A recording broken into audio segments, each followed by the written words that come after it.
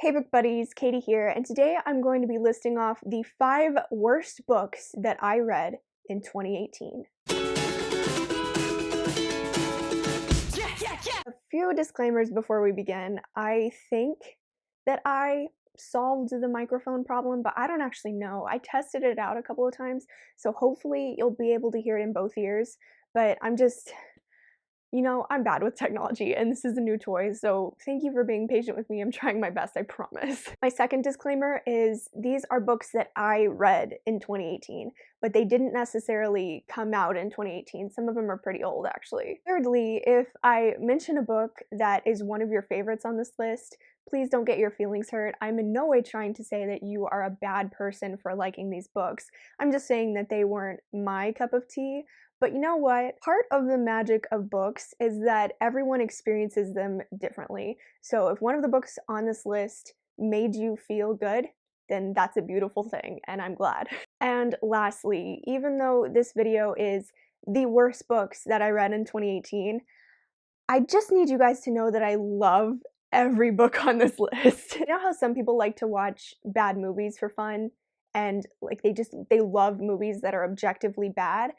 That's how I feel about the books on this list. Last year, my worst books that I read in 2017, there were some books on there that honestly just weren't fun to read, and I wouldn't recommend them to anyone. But that is not the case with this year's list. I had so much fun reading every single book that I'm about to mention, and I would definitely recommend them. They're all extremely entertaining. Without further ado, let's get into it. I'm going to be listing these in descending order, 5 being the best worst book and 1 being the worst book. So the best worst book that I read this year is actually a book series, and this is one that came out a decade ago, and I think it's pretty much just become a cult classic at this point. I read the first one when it came out, but didn't get around to reading the rest of the series.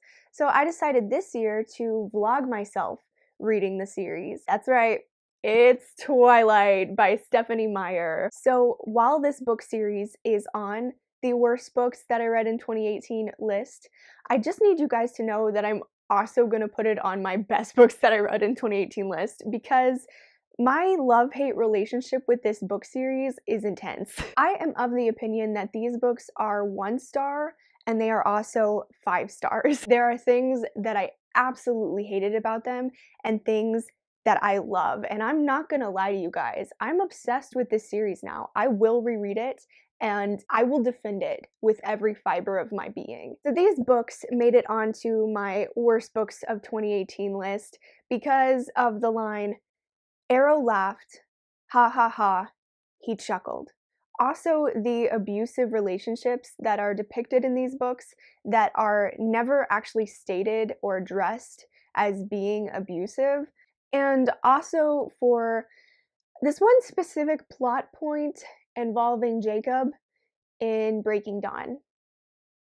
Ew. Also, the dialogue is just bad. While I hate this book series, I also think it gets a lot of hate that it doesn't necessarily deserve, especially considering the fact that it means so much to so many people, and this book series got so many people into reading in the first place. They're entertaining books, and I don't think hating on them to seem cool is an interesting enough hot take anymore. Yes, they have flaws, but is the movie adaptation the worst movie ever? No. I've mentioned this on my channel before, but I think part of the reason that we hate books like Twilight is because books like these mean a lot to teenage girls.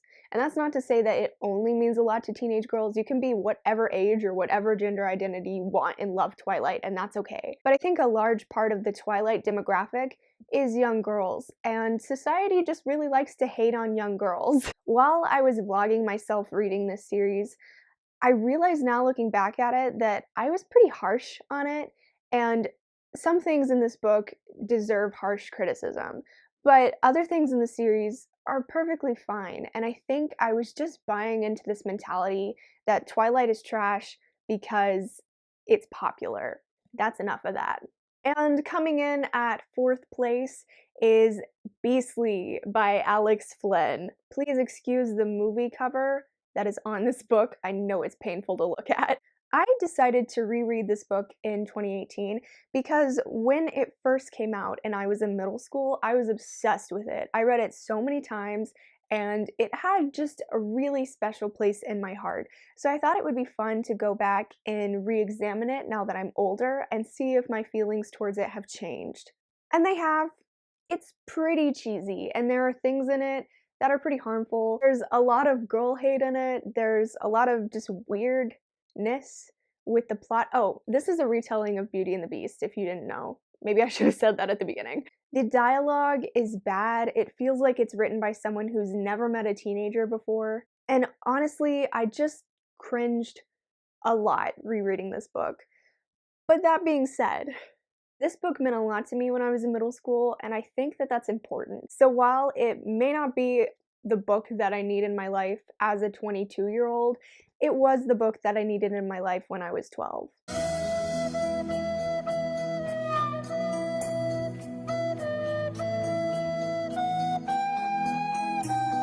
This book is still cheesy as hell though, and really fun to read. Now let's get to number 3. Pick number 3, my lord! The Da Vinci Code by Dan Brown. So many people love this book, and I understand why. And I also want to mention that I know that a lot of the beef that centers around this book is because people don't like it for religious reasons.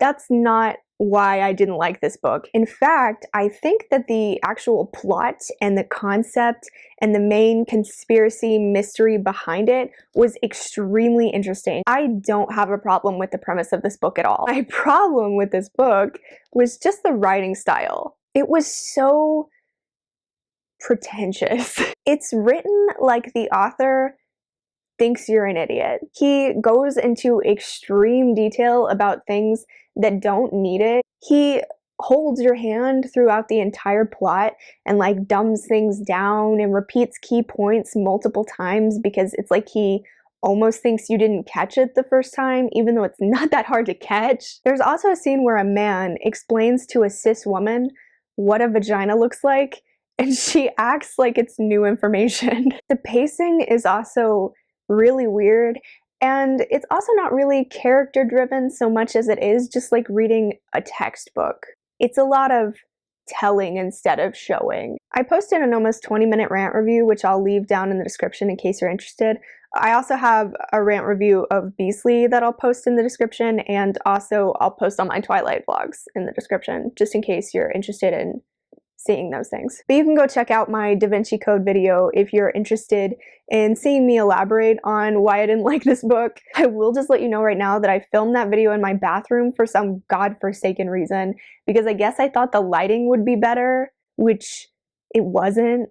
Sometimes I watch my own videos back again and I just want to set my channel on fire. Moving on, I will say that while this is one of the worst books that I read this year, I'm probably going to read everything else by Dan Brown because I'm real big into conspiracy theories and I liked the concept. I thought the premise was super interesting, and I know that a lot of his other books are kind of like this in terms of theme. Now we are moving on to the second worst book that I read this year. This is actually an ebook that I have on my phone, and I made a video of myself reading it to the camera because it's pretty short and it's extremely entertaining, and sometimes I wish I had never read it, and other times I just really want to reread it. And that is Lured by the Loch Ness Monster by Cassidy Beach.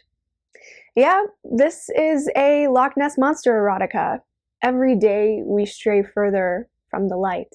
This book is not on my worst books that I read in 2018 list because it's a Loch Ness Monster erotica, because I think that's funny. The reason it's on this list is because the writing is so bad. It's really, really bad. There's a part where she talks about how Nessie's flipper feels like a flipper. She touches the flipper and she's like, it's rubbery like a flipper because it's a flipper. There's also a scene with assault.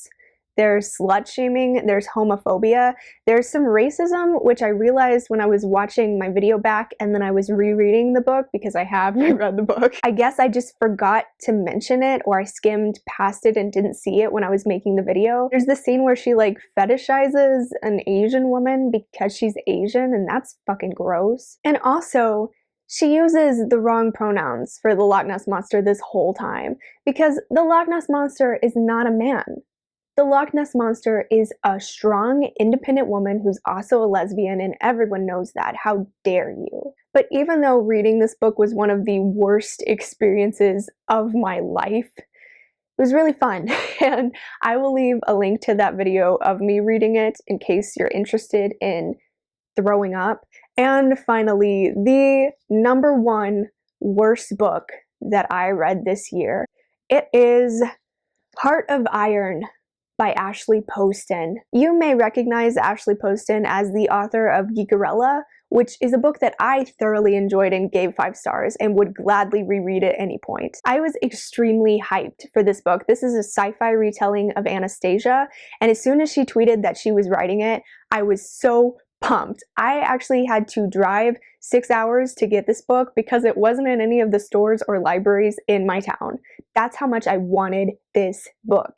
I loved Geekerella, so I know that Ashley Poston can write, and I also just feel like she's a nice person. I don't know her personally, but I do follow her on Twitter. She's very interactive with the people who tweet at her. One time we had a conversation about Yuri on Ice, the anime, and from her writing, I just kind of get the sense that if I knew her, she would be my friend. Do you ever have an author like that? Just something about her writing, I'm like, this is a cool person. So I was rooting for her with this book, and the problem with this book was not the concept or the characters or the plot or the world building or any of that. The problem with this book was the editing and the time span that she had to write it. This is owned by a different publisher than the Geekerella publisher, and the editor of this book is the one who bought and published it. And I know from following Ashley Poston on social media that her time frame that she was given to write this book in was extremely short. And she was also working on a different project for the publishers of Geekerella while she was writing this book. So she had very little time to write it, and she was working on multiple projects at the same time. As a result, it really feels like she wrote 1, maybe 2 drafts and handed it over to her editor, expecting her editor to do her job, and then her editor did not do her job. This book has so many typos, and I'm not the kind of person who will hate a book because it has 1 or 2 typos. Like, it doesn't bother me, whatever. But there are so many typos in this book that it's distracting. There would be points when I was super into the story and what was going on, and there would be just a huge glaring typo that would completely pull me out of the reading experience, and it was so annoying. There's also a part where one of the characters' pronouns just randomly changes, and they're not a gender fluid character.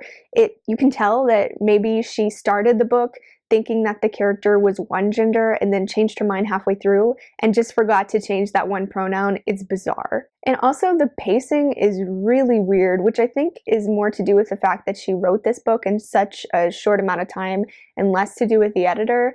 But there's like some insta-love that happens in here, and it's weird. I don't like insta-love to begin with, but these 2 characters, literally they like see each other and then they're just in love, and I don't know why. And it's a shame because I actually would probably ship these 2 characters together had they been given some development with their relationship, any development at all. This book is just so disappointing because there's so much potential in it. The concept is really cool. I love all of her characters. They're super diverse and well-rounded, except for their relationships with each other. They're complex. I like the story. She manages to make me fall in love with a robot, an actual non-humanoid made of metal robot. And by the end, I was devastated. I'm gonna have to read the 2nd book in the series just so I can figure out what happens. But the editor bought the 2nd book too, so it's going to be the same editor, and I think she's going to have the same time frame to write it in, and it's going to suck. Ugh.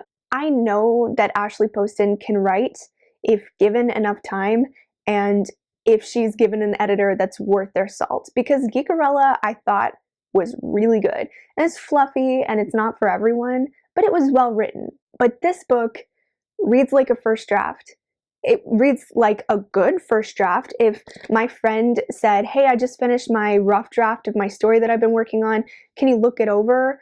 And they handed me this, I'd be like, this is great. But this is not a polished book. It doesn't even feel like she went over it even once. If she had been given a good editor and some more time to go back and fix the pacing, this book could have been so good. I think this book could have been 5 stars, but it wasn't, and that hurts me. So there you have it. Those are the 5 worst books that I read this year. If you liked this video, please feel free to give it a thumbs up or subscribe to my channel if you haven't already. Please let me know in the comments what the worst books that you read this year were, and I will see you all again very soon with my best books that I read in 2018 video. But until then, happy reading. Bye.